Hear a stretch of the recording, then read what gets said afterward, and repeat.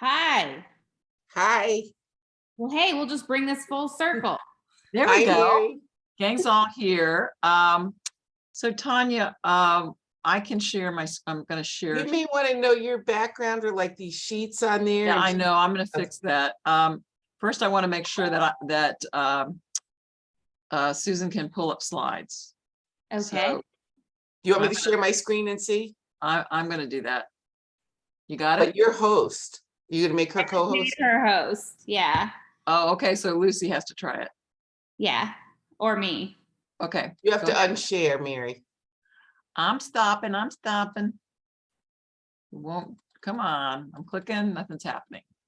Now we have to check with Susan. When I did a Zoom with her last month, she didn't want it videoed. Oh, well, she said she didn't want people taking her stuff. Yeah, well, that's true too. There, you can see my screen. We can ask her. Are you seeing my screen? I see you. You're not, Mary? I am not seeing it. Huh. I just see you, Lucy. I don't actually see your screen either. Interesting. Okay, because I am sharing it. I think I have my. There it goes. Oh, there we go. There, Mary. I was writing you a note. Oh. Can you see it? Did I like what you wrote? It seems we need a catchy graphic. I'm working on it. I promise. Oh, okay. All right. So we're good. I won't save it. I won't send it. One thing about this blur background is I get blurred around. Oh, there. That's better. I'm loving the shirt. I'm dog sitting again. I like your blouse. That's what I was just saying. You look good in the chartreuse green. Yeah. I'm good on the bold colors. So Tanya and I were just talking about the directory. Yes. And I guess there's a couple. I mean, I hopefully we could find a printer with a faster turnaround if we can do it. I mean, I love it too, like you do. And it was Tanya's idea. It's a work tool for me, but it's also a bridge for the people who seem dazzled by the website. Well, and I use less than dazzled.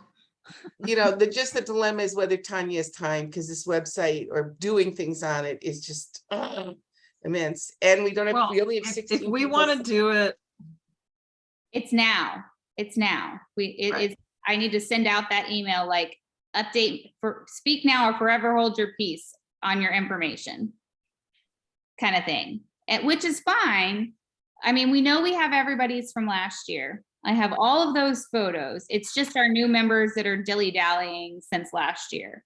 Well, or since we're going to have all well, give me a list of them and I'll connect with them.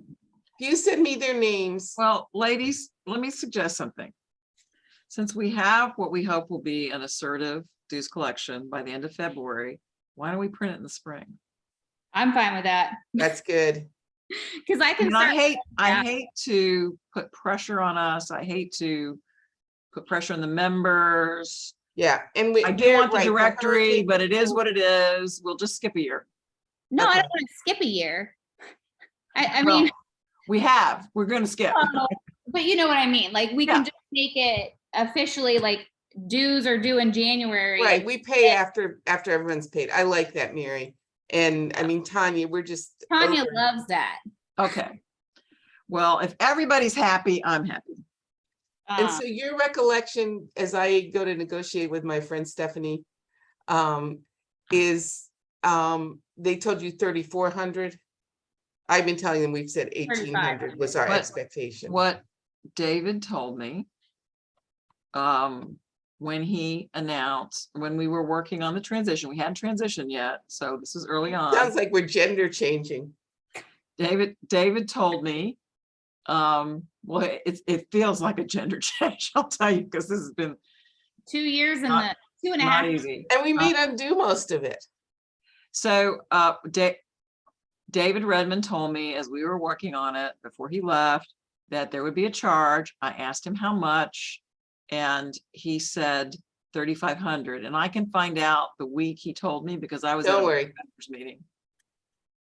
And were we ever paying anything for Nations Builder? Nope. Never. I mean, see, the bottom line is I will pay 3,500 if we have value add over what we had. At the moment, we have value subtract. Right. And so, you know, I'm absolutely not willing. Now, and so I'm gonna try. Do we know what a standalone website would cost us? I mean, we don't want to cut off our nose to spite our face here. Right, but I may talk to the other two Florida groups and say, you know, let's talk about this. How are we, I mean, there's economies of scale. If we all do it, use the same template, share our events, all that stuff. Yeah, You know, we all have the same roster for everyone. I mean, we can have our own, but you know, there are ways of having a button where if you want just your roster, you hit that. If you Right. want everyone's, you hit that. So, You I know, mean, when there- I talked to Jeanette, who's the president of IWF Florida, she was like in shock when I told her what our situation was. So was Oregon. They were like, wait, and not that, I was just talking to the assistant there and she said the same thing. So, like, wait, what? That's net, she was Right. did the same thing. It's similar to what we were already paying. I mean, one of the big things I want is for people to know, Mary, who's signed up for events. right. And, you know, that's a value add that we should be able to get some other things like that. Well, and Did you I get know your that can be done in constant contact, just so you know. what? That can be done in constant Well, contact. no, I know we will come up with a solution, but if we're gonna pay them 3,500, they have to come up with it. You're going to Las Vegas, right? Yep, Did you get an invitation from me to I did. okay, I'm coming to the reception. Janice said I didn't send to everyone, so I couldn't. I got one. Who I sent to and who I neglected. Do you know the list of who's coming? Me? No. Oh, I'm like, no, no. I know you don't, Mary. Um, That's okay. I have, we had asked Global to give us I know, a and they gave list. me one with people I didn't even know their names. You know, like, these are not mine. I have Janice, Lori, Mary, Nancy, and Jan. No, there's more. I know there's more. I got an email from somewhere. Let me see. I have to interrupt this because I just cannot believe this. On October 22nd of last, Alexa, cancel. She's reminding me to get on the call. We had, me and Lucy were just talking about this. I sent the email last year. We had 29 registered for the annual dinner at the end of this October 22nd. Okay, well, we've got 5 days and you just sent out a thing. I mean, you're gonna send out a thing this week. I just am laughing that it was, we were talking about it and how close is it to when we did the update the last time? So wait, you said it was 29 on the 20, and we have 16 now. Yeah, so And you're gonna hype it right today, Mary? Yeah. she's got me, I already got her stuff. I just gotta. She's got a draft. I sent it to you too. So Ruth Brophy, Okay. Jan Katie, Beth Godhelf, myself, Carol Cisco. Carol's not coming. Okay, Janice Sorrow. Okay, And me, I'm gonna go in somebody's suitcase. okay.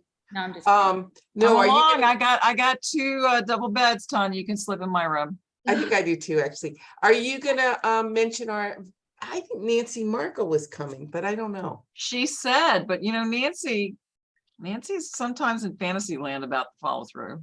She's shown up at the last two events. Well, she was at the luncheon and she was at Roxy's. She Not better. Roxy's. I've had 17 emails from her in the last month. Nice. What was I Well, gonna it's ask not you, nice, Mary? but anyway. Are you gonna mention our Okay. upcoming events? Me? To know Mary today on her. I'm fine if you want to do that. Well, what we want, I guess, I want our dinner, but we want Fiona's and we want Karen Grablin's, and we have a third one in there, right? Yeah, if you could write down the dates and times, because I'll have enough to say grace over. All right. You want me to mention? it. Yeah. I'm already on it. I will do that. I have them all. Tanya and I have been going over events. I mean, that's part of it. We have so many events. I know. It's great. I know, it's wonderful. And I'm thinking that we need like a program, someone who puts together fancy things for our programs, as well as gets people to come. I Yeah. don't know what the name of that committee is, but I'm thinking maybe we need a committee that does that. Well, the event committee is supposed to do that. Cool. Oh, hi. Hey, How are you, Miss Susan? Hi, I'm Susan. fine. How are y'all? We are good. Good. Good. I'm loving the blue on you. Thank you. That's a good color for you. You want to test out your slides, make sure they come up? Sure, let me see here. Let me see. And Miss Susan, are we allowed to record this event or no? Who gets it? That's my question. Just Only the members. I Only the don't Only members. members, it's Just behind a firewall. Just members is fine. I don't really Okay. care about that. So let me see why I'm not able to get And this. if you want us to wait to post it until after the elections, I don't care really. I'm okay, not- all right, I just want to make sure. Because things could change in a heartbeat before then even. I hope they do. Okay, so let me see if this gets up. Does it? It's coming. So Susan, are you still living in your family home of 100 years? I am. Yes, I am. That is so cool. Wow. Should All I? right, I'll be right back. Okay. All Yeah, right. it's we fortunately avoided the hurricane because I got hit with it with 2018, so I was really worried. Yeah. We have ag property, so you know. I Yeah, I had know a lot of people in ag that really took it bad. I had a tree down and a lot of brush, but nothing we couldn't gather up and put in a burn Well, pile. I know people with drowned cows, people who Goats, goats, goats, people who have clam farms out in the bay. They lost everything. Wow. Should I get rid of this or should I? Just... Yeah. And I'm gonna go shut the door so my husband doesn't blast us out with the TV or something. all right, okay. I'm gonna send you those items, Mary, here in just a second.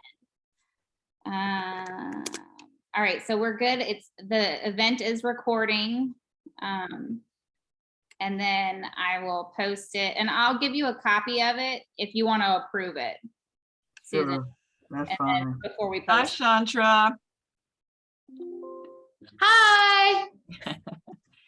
We're just waiting for everybody to sign on. Thanks for signing on. Oh, you're welcome. I'm gonna take the few, I think I'm 10 minutes early, so I'll take the Yes, 10. ma'am. Go for it. All right, thank you. Mary, do you want these emailed or in the chat to you? What are we talking about? The events? Oh, yeah, in the chat's fine. Ah, 'Cause then okay. everybody can see it. Okay.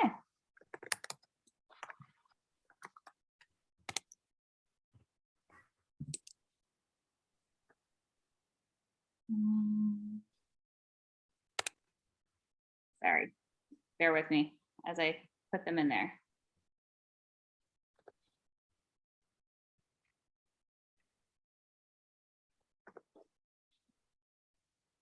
They're gonna ask me this, Susan, the slides, are they shareable? I'll just tell them whatever you want.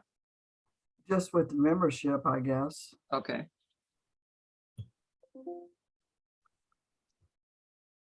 I need to use them for a couple weeks. You know what I mean? Yeah, yeah, you do. Took me 2 days to get this together. So, you know, I have a few speeches next week that I'd like to use some of them for, not all of them, but Yeah, people were excited. You're coming to the pier here in Bradenton. yeah, I am.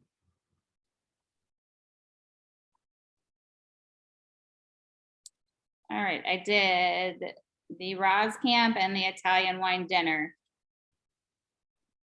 Mary, do you want the annual put in there as well? Oh, yeah. Okay. And if you want to put in the 3 holidays, let's just go to the end of the year. Can you put them all in the chat? That's Yeah. where. Hi, Chantra. She's taking advantage of the time to get a few things done. Gotcha.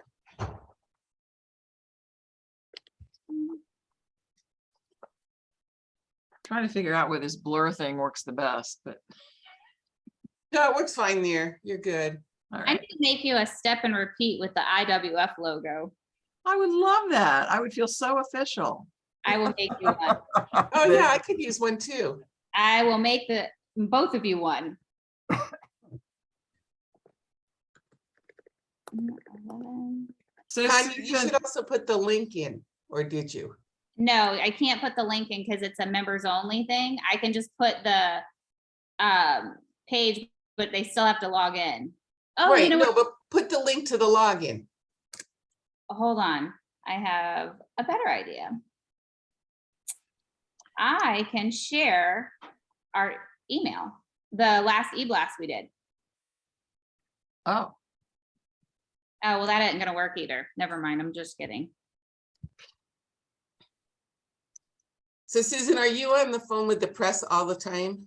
Yes, today has been particularly chaotic, and tomorrow I'm headed to the debate, so that'll be another one. Oh, Yeah. what do you expect from that? I don't know. I've been watching the debates around the country at the moment, and I think they'll both do well. Demings really needs to get out more. She's sort of staying in Orlando area too much from my assessment. I don't know if y'all have seen that or not, but I haven't seen her here, I'll tell you. see, that's not good. I mean, but you know, she's obviously just got in recess from Congress too, so hopefully, but still people are already voting and it's getting tight. And what about, do you think Herschel Walker was weakened at all by the debate or by anything? You that's know, going if on? you read Donna Brazil, I don't know if you know who she is. Yeah, She was an analyst and she said that Walker did a lot better and that Warnock was weak. And she said that. So I've read that some other places. So, I mean, I trust her judgment on that because obviously she's Democrat and yeah. very much well, about here's a civil fun rights. fact. Mhm. Donna Bazile, of course, is from Louisiana. She and I grew up about 5 miles from each other. Awesome. We went to rival high schools. Well, when she said that, because I just read it today, I thought, whoa, you know, so you can be too cautious. I don't think Demings will be too cautious. She's a very good speaker. So I think I'll probably tell you this ahead. I'll mention it when I get on, but it looks like everyone's pivoting to different issues now. And I don't want to give it away, but 4 different polls show the same thing. And so I'm going to end with that. So anyway. All right, so that means we'll stay on till the end. Yeah. It's interesting. You know, in Florida, I always say there, you never say never, but in neither the US Senate nor the governor's poll has a Democrat ever been ahead. So it's a problem. Turnout's going to be a problem. I'm fearful. It's just, we're difficult times right now. There's a lot of political fatigue, even though some places we've seen record turnout. So I just don't know on that one, but Florida's a tough nut to crack. Are there states, I mean, Florida's turned basically from blue to red. Are there other states that are turning blue to red or some that are going red to blue? You don't see a lot of red. Well, red to blue, the closest one that people are looking at is Georgia. Okay. Yeah. Yeah. So, but there's, they're mainly looking at some of these races, these Senate races that are tight are now closing. The Republicans are closing. Democrats have more money, but I don't know why the Republicans are starting to spend it more, I guess, strategically or whatever, but some of those places are closing and a lot of it's crime.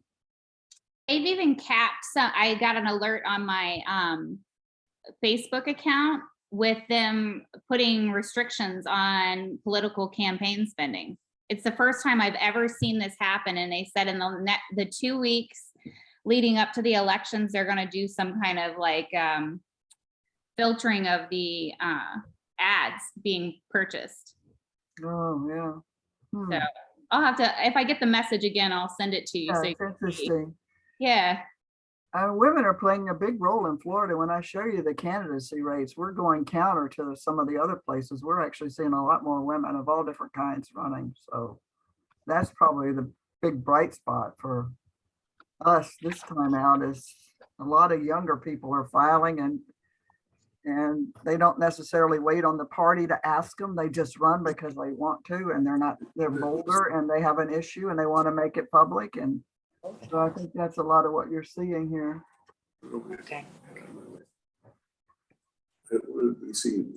It's on, I'm using my picture. She's looking right at.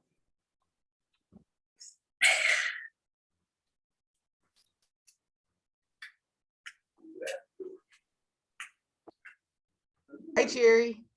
Hey there. How are you? I'm pretty good. Trying to get my act together. That's why I'm not on screen. Sorry. So where are you? Are you in Florida?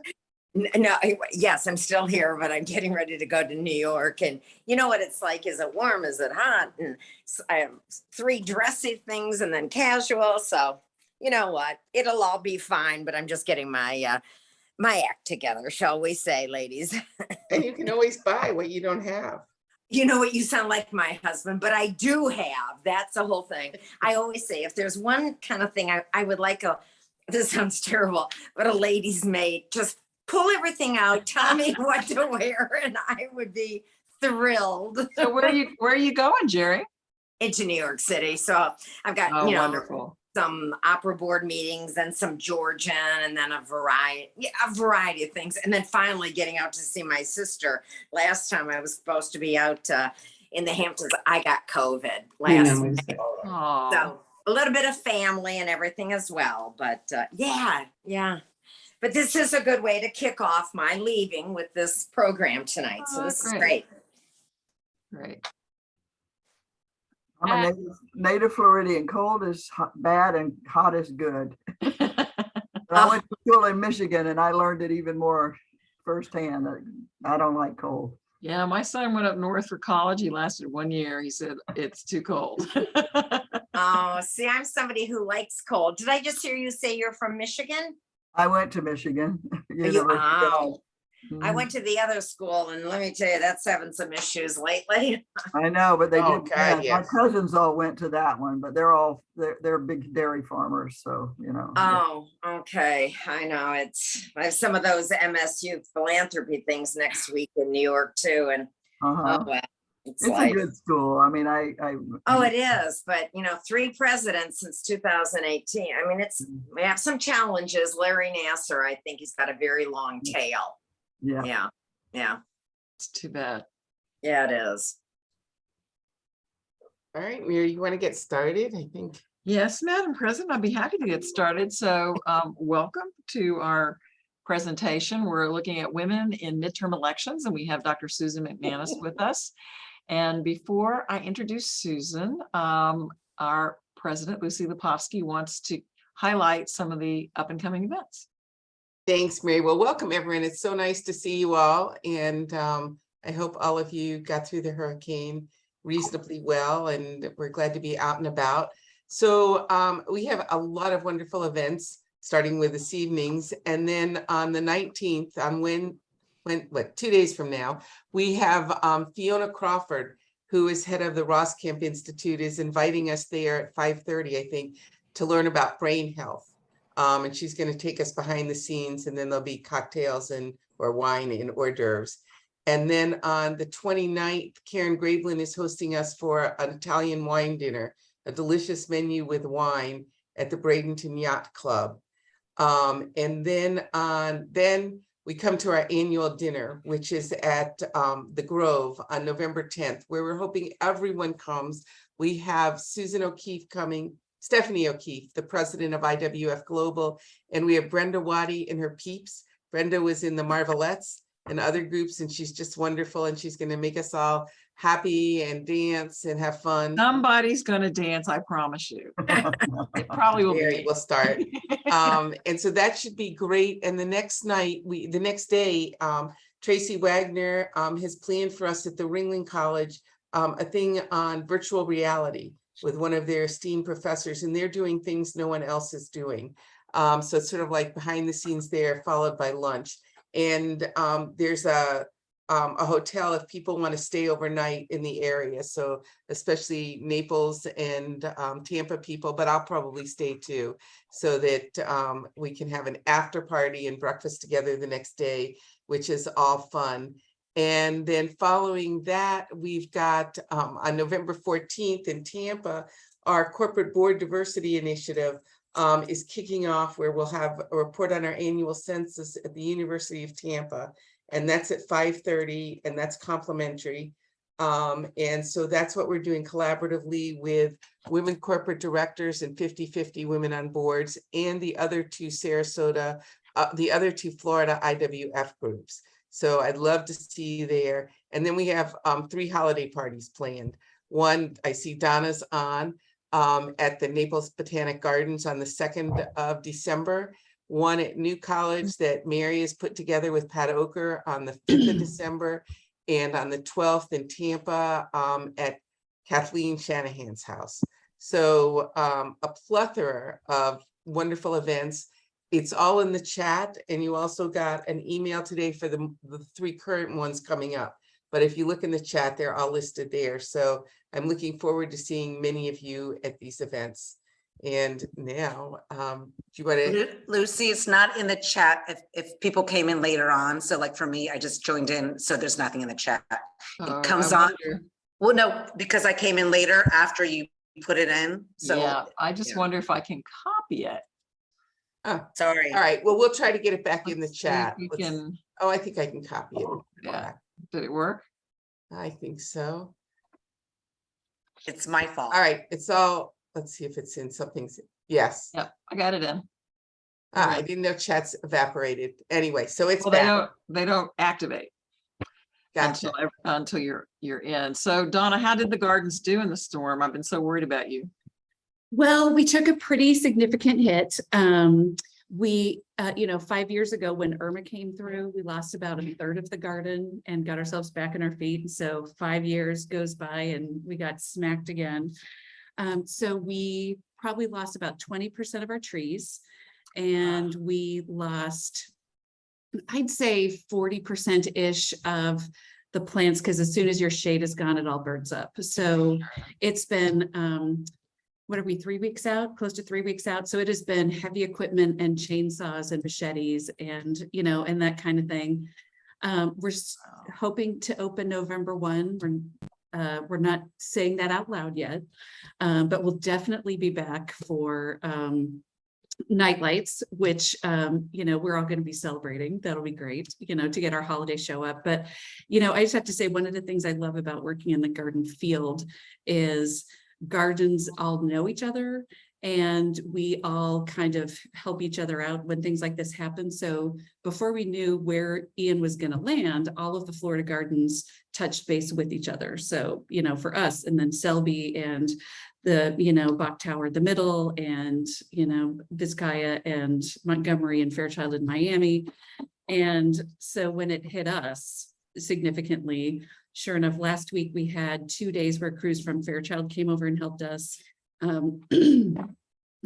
Just now 2 colleagues from Cleveland just arrived to help us this week, and then we'll have 4 coming from St. Louis, so we can get like the That's big stuff done. And then hopefully next week we can get our volunteers back and get cleanup and planting done. So, you just power through it. The one thing about plants is they can be replanted, and they will grow. Well, and what I found fascinating when I moved down here is when trees go down, you can put them back up down here. Yeah, I had to do where- that in my yard as a matter of Right. fact. So, well, we're glad to hear that there's an encouraging report, and I just wanted to thank everybody for joining us tonight. This is always one of my favorite shows, the Susan McManus Hour, and we are taping this, and we will be posting it online for those who missed it and want to see it. Also, Susan will make her slides available to those who have joined us tonight.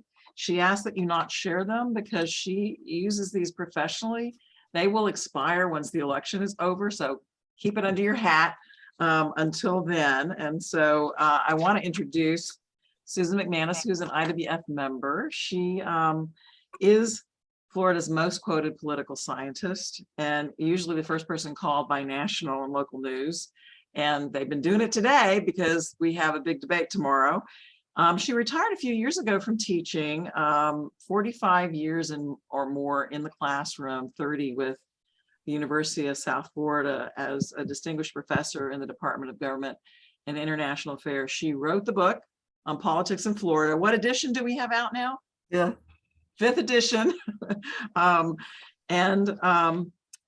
She continues to work on analyzing Florida's demographics and voting patterns. She's very data-based, and so you get the real perspective from Susan. She's the featured political analyst for ABC Action News in Tampa. So you can, those of you who get the Tampa stations can see her live. And one of the things that just charms me the most about Susan, aside from her wonderfully warm and Florida personality, is that her grandfather was a citrus grower and the first permanent residents of Lutz, Florida. She is living in his home that he lived in nearly 100 years ago. So that's pretty cool. So Susan, we're gonna invite people to put your questions in the chat at the end of her talk. I'll moderate your questions. And so I think we're ready to start. Okay, well, let's get going here. That sounds good. And I don't know that my screen is showing, is it? Not yet.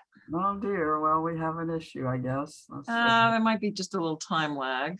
No, let me go back and find it disappeared off my screen for some reason. So I'll find just a minute. We still have people signing in, so it gives people a little more time. All right, let's see. Usually happens. Okay. Now I should be able to share, I think. Maybe you want to call in. No. We tested it, Beth, so it should work. Yeah, I don't know why it's not working. There's a button at the top of the screen, Susan, that says start share. Yeah, I have that one, you know, I don't know what. And did you hit it? Did it work? No, it did not, but that's weird because I just had it, so. It is. Mary, you might want to look at security and make sure that you. No, we tested it, Beth. We just tested it. So. You want to email me the slides, Susan, and I'll see if it can share on my screen? No, let's see, I should be able to get it up. I can call it up here and I don't know why it's not coming to you all, but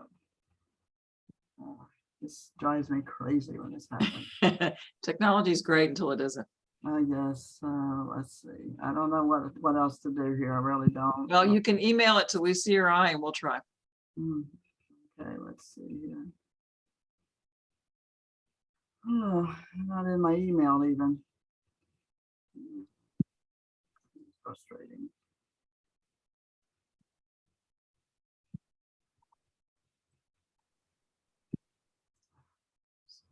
Disgusting. While we're waiting, we do have a couple of relatively new members. I'm going to ask them to introduce themselves. I see we have Elizabeth Tim and Donna Zerconi. If you guys wouldn't mind just saying hey and tell us a little bit about yourself, and also Jerry Sedlar. So Donna, you want to start? Sure. Hi. Glad to meet everybody and look forward to participating in some of the upcoming programs, hoping to maybe make it to the one in at the University of Tampa. So if anybody else is going to that one, please let me know. I'm from Chicago and now spending time in Chicago and in Naples. And I serve on 4 corporate boards. So very interested in the work that's being done on getting more women in boards. And thanks for your help on that. You're welcome. Yeah, so Donna, we hope you'll come to the November 14th event at the University of Tampa.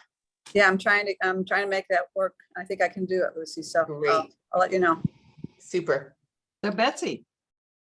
Hi, thanks. I'm Betsy Tim. I am from Maine. So I'm in Maine. I'm coming to Florida though on Friday. And I just became a Florida resident this year. So I wanted to listen because it's the first time I'll be voting in a Florida election. So I thought it would be an interesting conversation to listen into. And I served for 6 years on Avangrid's corporate board. I had just termed off that board, and now I'm serving on a subsidiary of theirs, the renewables company board, which is not publicly traded. The parent is publicly traded. But I too am interested in the November 14th meeting, and I've got the date on my calendar, but I'm supposed to be at a nonprofit here in Maine. So I'm going to figure out if I'm going to be in Maine or Clone Florida. yourself. So, There you go. Jerry, want to introduce yourself? Sure, I'm Jerry Settler. I don't feel so new anymore, though. I know you don't feel new, but you are. When I run into you and your husband at events, I'm thinking, okay. So after many years in New York City, my husband and I came down here, and it's really just 2 years ago, and it was a kind of a COVID move. I am not currently sitting on any corporate boards now. My real attention and focus is on the people in their lives and retirement. So as the author of, Don't Retire, Rewire, I was saying to Lucy the other day that there's a lot of new and interesting insights coming to me living down here. So there may be another book in me, which I'm not expecting. So we'll see if this really does happen. And But, Jerry, are you still thinking about doing a program for us in the spring? Of course I am. Of course I am. And I know I'll connect with you and Beth and everything like that and find the right place. But I'm going to say we have to have wine because I want this to be a fluid. So as wonderful, I really do. Sorry. We can work on that. Don't worry. All right. That's my only request, that and a microphone. But Okay. thanks. Susan, what's the report here? Does it look like Very good luck here. I'm sorry. Oh, you want to email it to me? I can get the thing up on my screen, but then I can't see you all, so I don't know what's going on. I sent you an email. Yeah, so I don't know. I sent you an email if you want to just attach it and send it to me if you're in your email. Or otherwise you'll have to talk us through it. I'm just gonna close out and come back in, okay? All right. Oh, that's a good idea. So we have someone on the phone, 813. Welcome. Can you introduce yourself?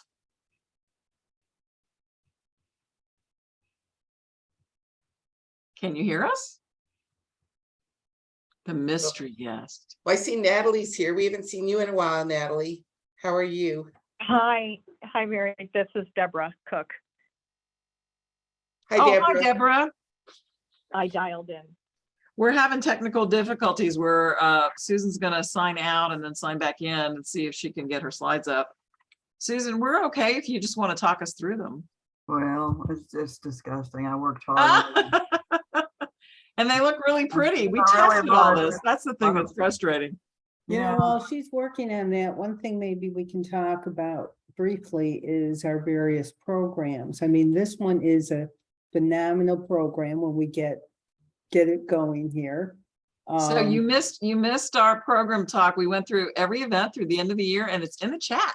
Well, And Beth is on our program committee, so we can thank her for all of her work in getting such a great slate together for us. Well, she and yeah, Donna I was are just gonna say co-chairs. That's that- right. That's right. I was going to say that I'm just surprised that, oh, thank you, Mary, by the way, for all that. But, you know, this program is a phenomenal program and it's very exciting. And, you know, I had just chatted with Donna saying, I expected like 30 people at least to be on it. We have great speakers and this and that. And so we're kind of surprised that some of these quality programs we have lower attendance, and we welcome your thoughts on this, on, you know, programs that people would be interested in, and maybe your thoughts on why some of these programs aren't attended as much as we would expect them to be attended, and that perhaps, you know, whatever ideas you have, and maybe it's people just need to spread the word and such. So,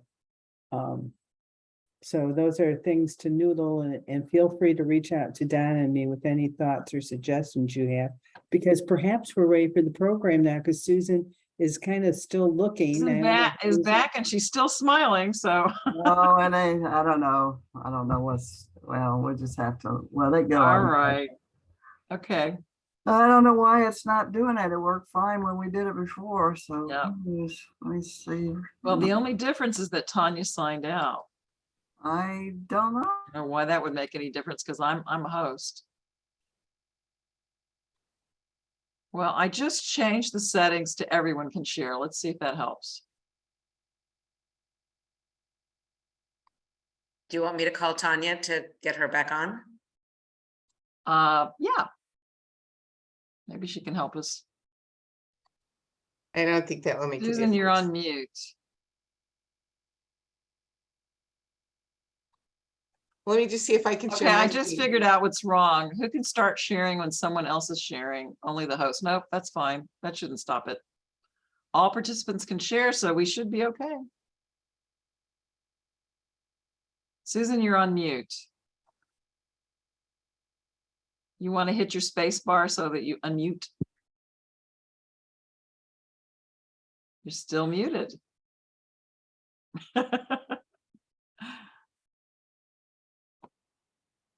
We can't hear you because you're muted.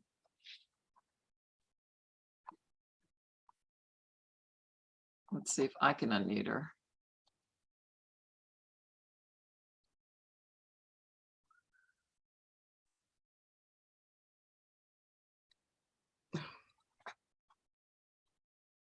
Susan, can you unmute?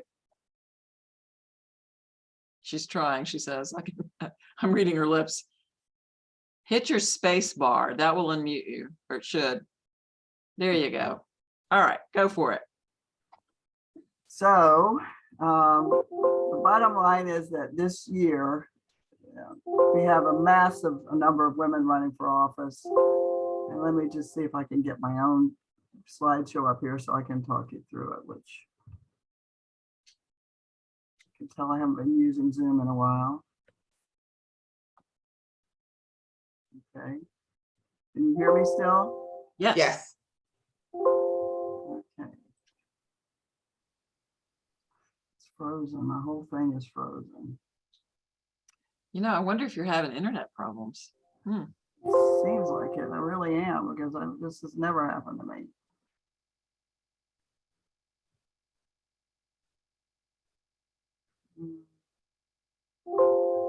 You remember the olden days when you printed everything out for your backup? Yeah, I know. I remember. But I've given that up too.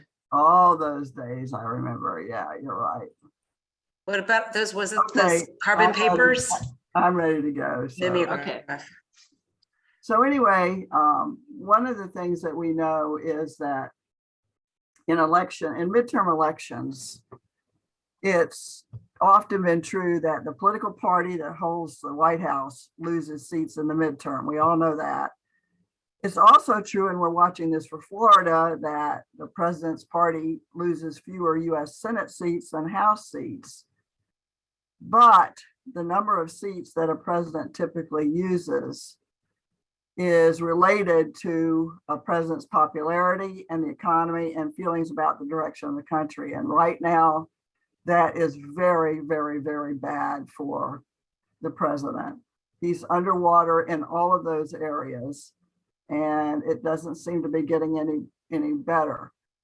Now, on the other hand, people are wondering, is this a particularly unusual midterm in that women's activism is very different than we've seen in the last couple of election cycles, specifically because of two events. Number one, that massive landslide abortion-related vote in Kansas. And secondly, is the rise of the activist mother through school policies and the pandemic. So you've also seen a growing number of mothers and activists about schools related to the pandemic. First of all, masks, then of course shots, and then related to the closing or lockdowns of schools and CRT and so forth. So that brings us to the big question of what's it going to be this time out. And it is true that these days we see in Florida and elsewhere that there is overall a growing clout and a growing political activism of women. They're running for office at all levels. They're donating to other women running for campaigns. They're playing major roles in campaigns as strategists, campaign chairs, managers, and so forth. It's the case now that no media outlet can cover politics with just males. You have a greater presence of women in the media that's covering politics. Brand new organizations founded all over the place. Probably the newest one for us and nationally that's gotten a lot of attention was the Moms for Liberty, which had its national meeting and first and only one in Florida. And you just see a lot more involvement of women in figuring out how to reach other women. So turning to Florida, we've seen some really drastic shifts in the demographics of our voters. And I want to speak first of all to the generics and then to the specifics about women. First of all, we see that registration-wise, that the parties are pretty much at parity with about 34% registered Democrats and 36% Republicans now. That's a switch since October of last year. But 29% of these registrants are no party affiliation. And this is a pattern across the country. It makes the independent vote extremely important. And as we'll see, a lot of the independent vote are younger voters, and that includes women. And we have just a massive number of MPAs in Florida, and that number goes up every time we look at it. It's also true that our state is changing in terms of its racial and ethnic makeup. And it's predicted that in Florida by 2040, that this state will be a majority non-white. And so you see some of this reflected in our registration data. For example, right now, and this is very, very important, the Hispanic share of our registrants is going up markedly. Just since the 2012 election, it's gone up from 14 to 18, whereas the share, the Black share of registrants has stayed steady throughout that whole period at 13%. So reaching Latinas and Latina involvement is going to be one of the big stories that I'm going to talk about today. And the second thing is that among younger voters, a majority of the Gen Zers are already non-white, and that's in Florida. And the millennials are very close to it. But let's go back to the overall look at the racial composition of our registration. First of all, Blacks lean heavily Democrat, whites lean Republican, Asians, Hispanics, and others, a plurality of these are NPAs. So the party makeup itself and the racial composition is shifting because we're still a state that grew even during the pandemic. It's also true that Democrats and NPAs are more racially diverse than are Republicans. But it's also true, and this is, I think, one of the significant things. The two youngest generations, which would be Gen Z and millennials, are now make up a larger share of our registrants than the baby boomers. A lot of people are describing this election as sort of the generational shift that we've been thinking was going to happen for quite some time. But to put it bluntly, since 2015, the percentage of the three youngest generations in Florida has gone up from 48% in 2015 to 57% now. So people that look at Florida and think, oh, it's dominated by older voters, maybe a little bit in turnout, but not so much so in registration. And we've been talking about that's a challenge that Democrats are having right now, is how to communicate with these younger voters who are NPAs and not necessarily putting party ahead of candidates. So the candidates and the issues they stand for are sometimes more important. And we as older people tend to project party onto this situation. And it's absolutely true that now about nearly close to 40% of our younger people are registering as no party affiliation. So these are pretty big changes that are happening in our electorate. But one of the things I find really fascinating is that when younger voters, ask why they don't pay any attention to news, which a lot of them do not use traditional news sources, here's what the number one thing they say is news stories that seem to mostly create conflict rather than help address it. That's the reason they tune out of a lot of the media. So they're looking for something, not just identifying problems and pointing fingers, but coming up with solutions. Because if you and I think about it, the younger generations have very much been just subjected to sort of conflict and constant problems in our country. And you can understand why they just don't want to go hear about that. They want to say, okay, enough of that. I've heard it. I know it. I've lived it. Tell me how we're going to fix it. Now, in terms of the women's vote, in general, across the country, women have voted in larger numbers than men since, and most of you know this number, 1980, when we started really comparing men and women. In Florida, women are 52% of current registrants and 45% are men. 3%, and this is significant, are undecided or unreported. These are what we and I would know as people who describe themselves in non-binary terms. They don't like to use gender, just as male, female. And we're seeing sort of more of that happening now across the state, particularly on college campuses. And in some of the progressive groups are really starting to focus on that. In Florida, women lean Democrat and men lean Republican, and these unreported heavily NPAs, which fits with the patterns we've been talking about. Significantly, women are a much larger share of Democrats than women are of Republicans. Let me just give you the numbers. 58% of all Florida's registered Democrats are women. Just 39% are men. It's even up in Republicans, and it's a little bit pretty even across others and NPAs. So the domination of women in the Democratic Party is something that we're also seeing in a lot of America, and I'll come back to one of the reasons why in a minute. What is significant is this gender gap in general between men and women is significantly wider among women of color and people of color. If you look at the difference in registration between Black men and Black women, it's 56% to 42%. Among Hispanics, 54% women, 44% men. Same thing, 55% Asian, 43% male. So you might ask yourself, why is this? I'm sorry you couldn't see these slides, but I'll make sure that I can give them to you, that you can post them. But the bottom line is women, particularly women of color, are going to and graduating from college at a much higher rate than men of color. And it's showing up in every dimension, whether it's the private sector, the public sector, and now we're seeing it in the world of politics and particularly in the world of candidacies.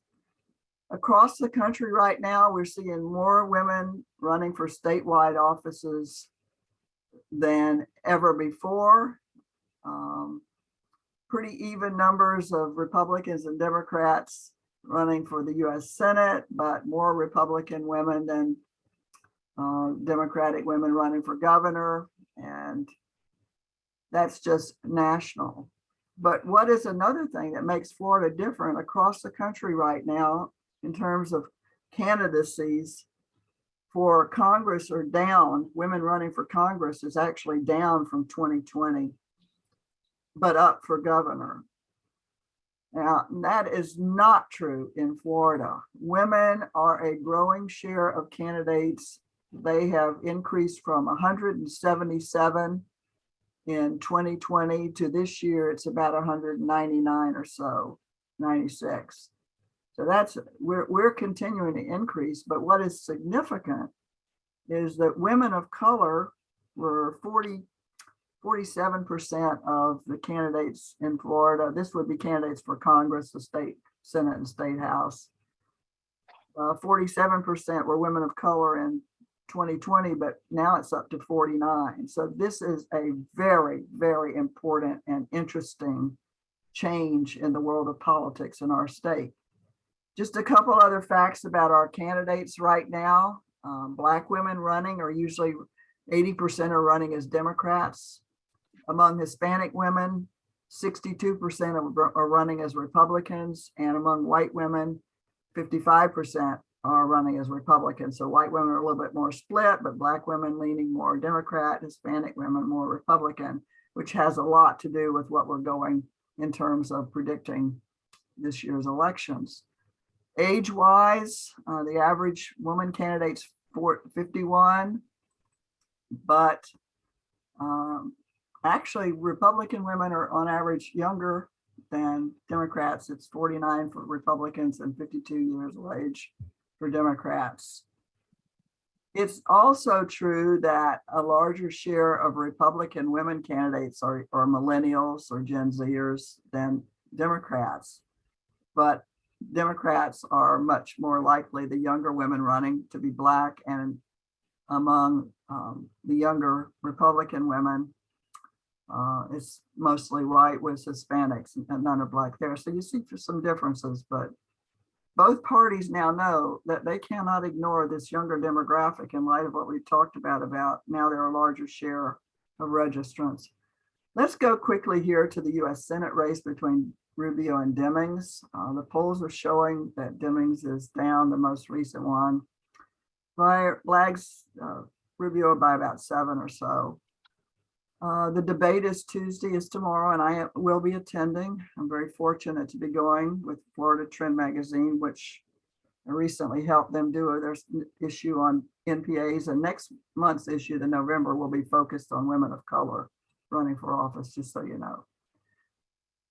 That the Demings has had a lot more money than Rubio, which is extremely interesting, and it signifies the significance of this race to both parties, because right now the Senate's 50-50 and the ties are broken by the Vice President Kamala Harris.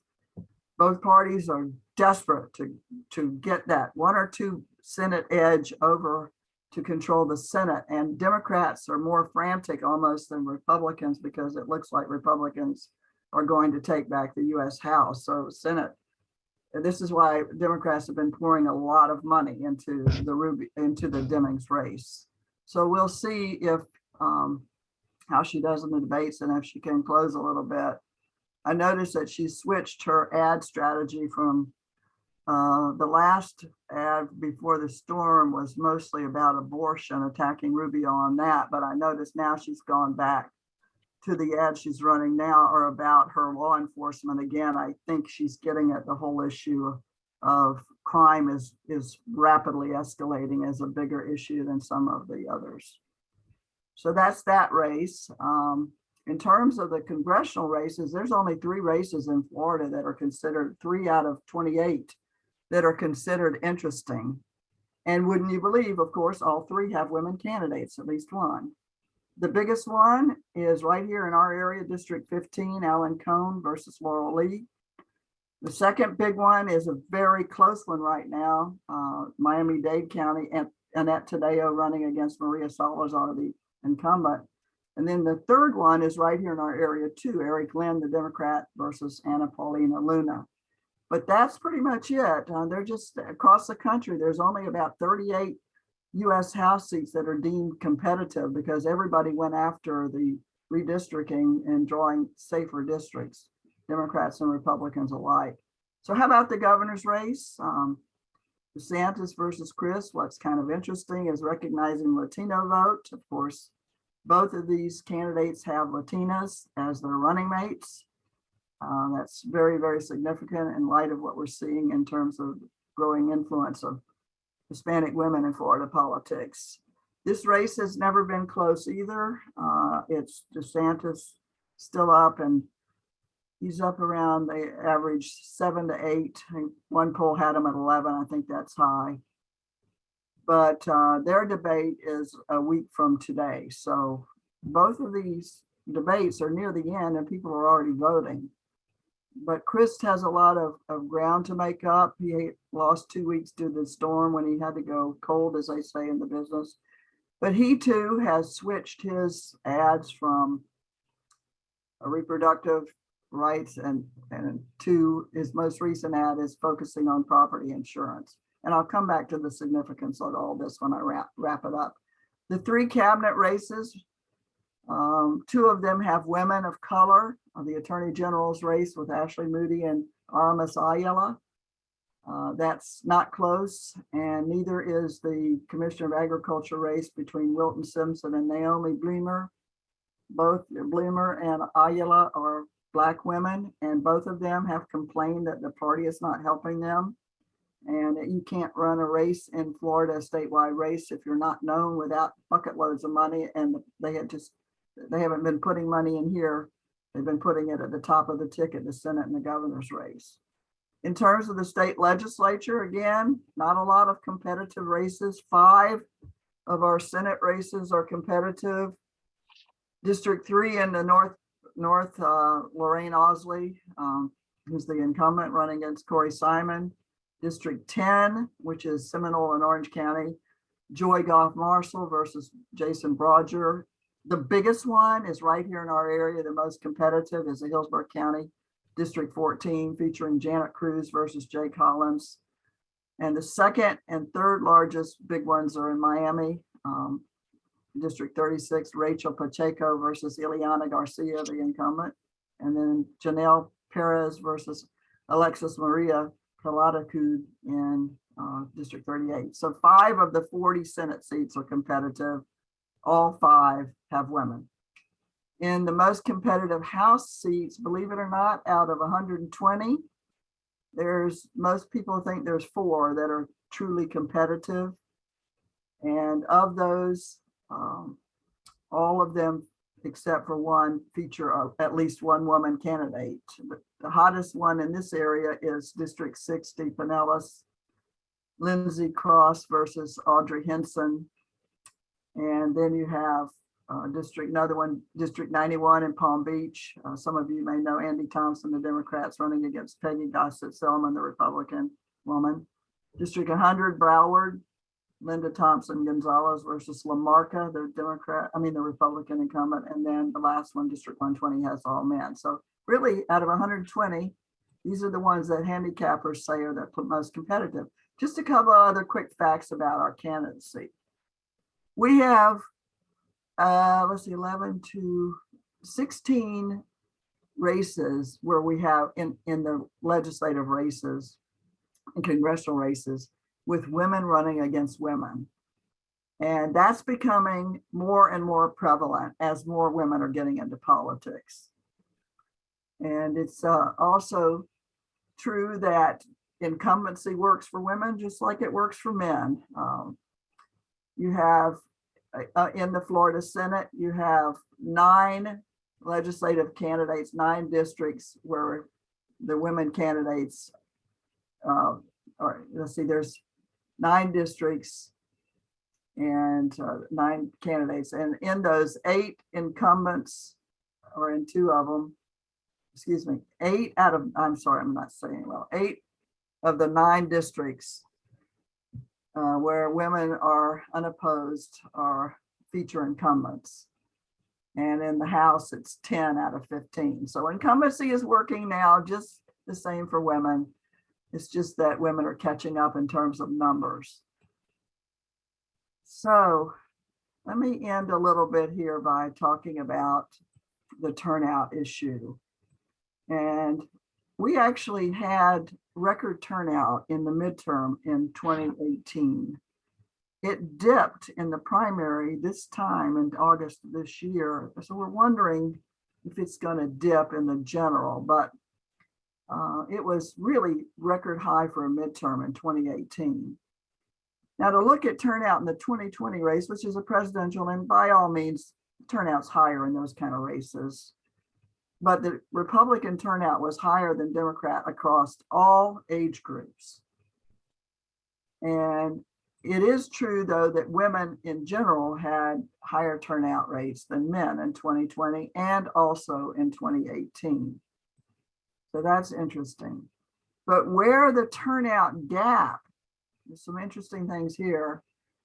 The turnout gap is, from a gender perspective, widest among Black voters. So Black women turn out at a considerably higher rate than Black men. The other races, not so much do you see that. But where you also see, and this is significant, there is a widening gender gap turnout among our youngest generations.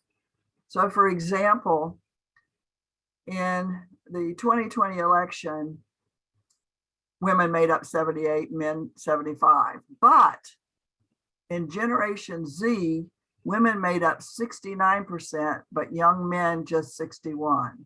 Among millennials, women 67, millennials 61. The same pattern you see a little bit less marked, but still see it in Generation X. So the whole world of our politics is really becoming much more women focused, and a lot of it tracks back to, of course, education and involvement. Now, in terms of voting patterns, you must understand that of all of the 50 states, the state that has the most divisiveness among women voters in 2020 and in 2016, both presidential, was Florida. There was only 3% more women who voted in the presidential race in Florida that voted for Biden than voted for Trump. In 2016, it was 4%. However, and this is fascinating, in 2018, there was a lot wider, much more variation. The gap between women was 12%. Gillum really brought in, the only time we've seen it lately, brought in white women, whereas otherwise in presidential races, white women have leaned more towards the Republicans. So where does that leave us as we head into this election? The big issues, and I'll just go down the list. For Democrats, it's abortion, education, LGBTQ rights, affordable housing, student loan forgiveness, climate change, healthcare, gun control. For the Republicans, it's economy, inflation, education, parental rights, the immigration and border, lower taxes, crime, law and order, anti-socialism, and environment, meaning not so much climate change, but purchase of land and so forth. However, when it comes to election integrity, which is a big focus, big difference, Democrats see as the biggest threat to election integrity voter suppression. For Republicans, it's voter fraud. The irony out of all of this is that both of them are running on freedom platforms. Each party's candidates are saying, elect me because we believe in freedom on this. And so it's interesting, but the issues are very different. So we come back to abortion. This is the big one. There have been a number of studies looking at how much female voter registration increased in various states after the Dobbs decision in June. Florida is not one of the states where we've seen a massive new wave of female voter registration post-Dobbs decision.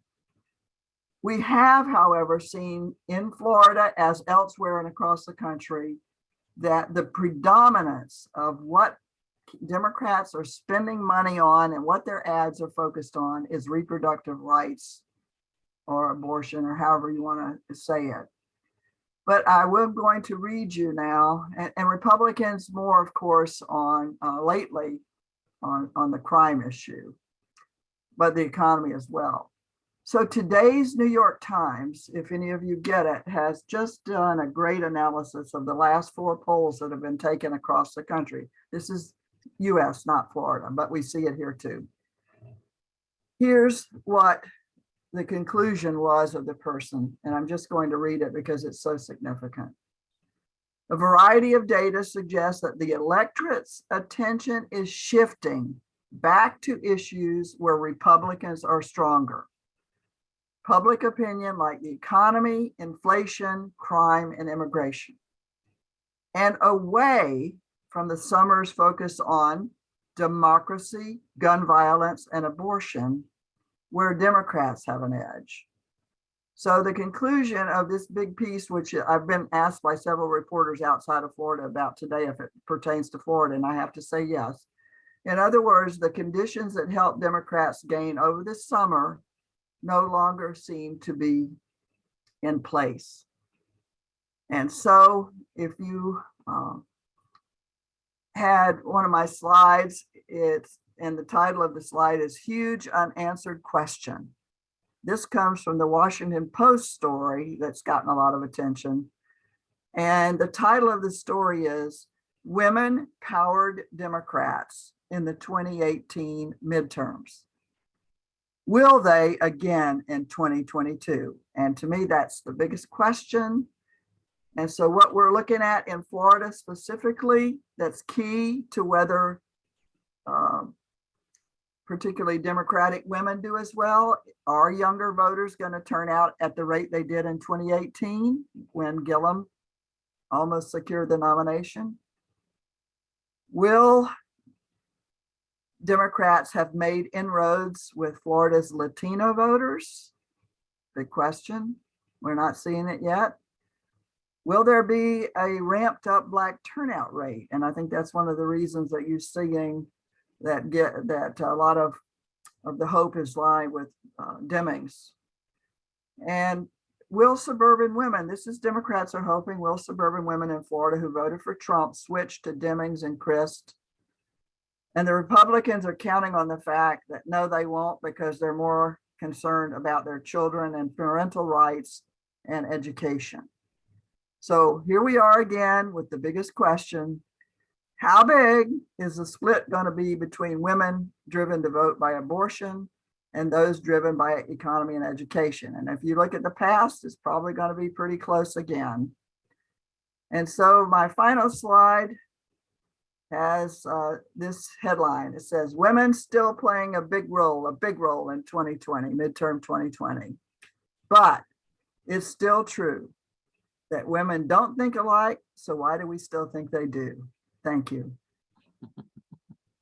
Thank you, Susan. Your comments have gotten a lot of interest in the chat about those with no party affiliation. And so we've got a number of questions around that. And so Natalie Costello is wondering if the growth of NPAs is a result of polarization. So I'm out, this is too conflict ridden, or if NPAs feel neither party's really addressing their beliefs. Well, it's both, and that's what's significant. And for some, it's clearly, they can't get along, they can't even agree on the time of day. And keep in mind, a lot of these, particularly younger voters, look at politics and they see Washington, they don't see anything local or even state. And they don't really see much up there that's affecting them or helping them. And they just seem to think that they can't agree on the time of day. But it's also true that others just think, well, neither one of them's doing anything, so why should I waste my time? And that's the biggest problem right now, is in general, and I should have said this, younger women are more liberal than they used to be, but they're also, have to be sort of pulled to participate when they have these MPAs, because they don't think that anybody's, that it really isn't worth their time. I had a young woman at USF who's brilliant.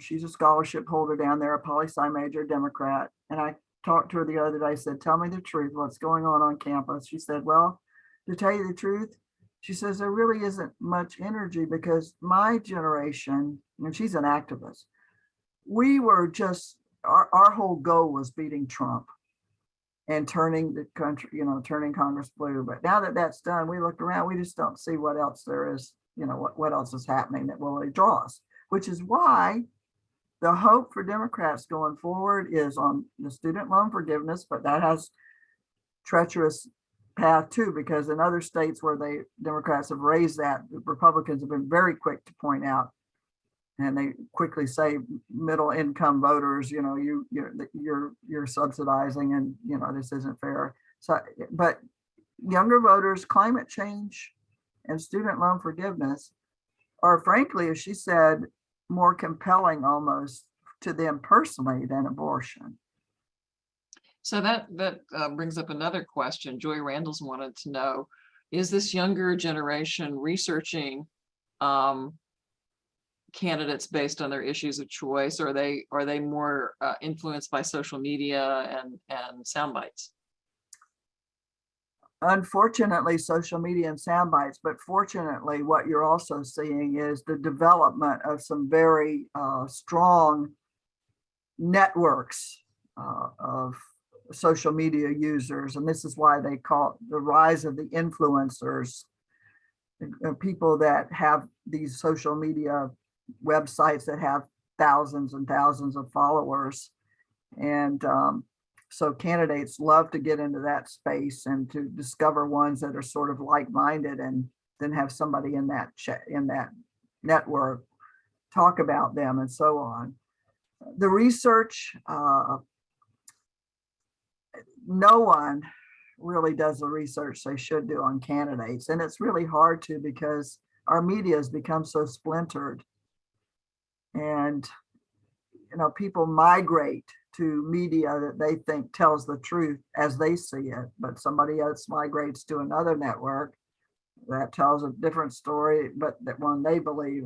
The ability to bridge voters anymore, everyone thought that maybe some of the recent episodes like Parkland and some of these other issues would sort of transcend, and even the hurricane would transcend politics. But I mean, there's even now politics in how people looked at the recovery to the hurricane. So there's no way. And also the life sentence versus the death sentence. Yes, and I think that's going to be an issue that's going to come up in the Florida legislature. I would not be at all surprised to see that issue come up. The problem is that even with Congress members like Debbie Wasserman Schultz and others from, Democrats from that area where Parkland is, they were very critical of the verdict as well. So that's not turning out to be as partisan as the gun issue as people might think. And the other thing on the guns is the violence is very disturbing, but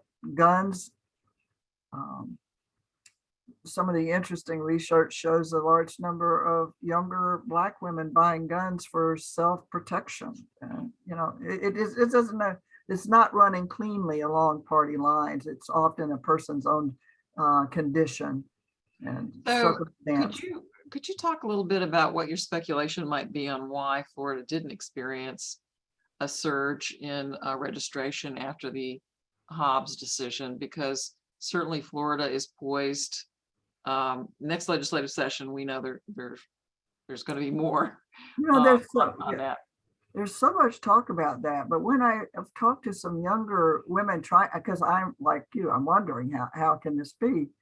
And they tell me, well, it's not our issue, it's older voters' issue. And because we can still get an abortion.